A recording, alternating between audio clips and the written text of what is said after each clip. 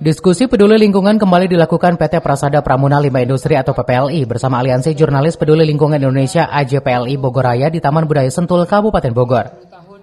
Berbagai isu lingkungan kembali menjadi topik hangat dalam diskusi tersebut yang menarik genap di usianya yang ke-30, PT PPLI tetap menjadi salah satu perusahaan pengelola limbah khususnya B3 terbaik di Indonesia.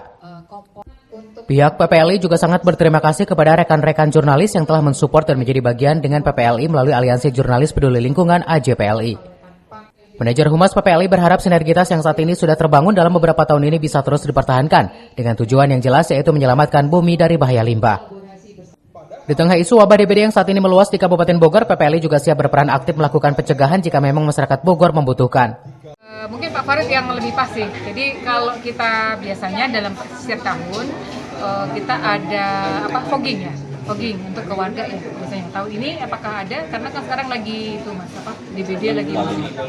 Apa ada wilayah yang menjadi prioritas untuk di? Yang pasti ini, sih Mas, sekitar kita sih biasanya. Jadi DBD Dari pejabat-pejabat desa, masakan itu ke puskesmas dulu. ke puskesmas dulu, nanti baru kita akomodir untuk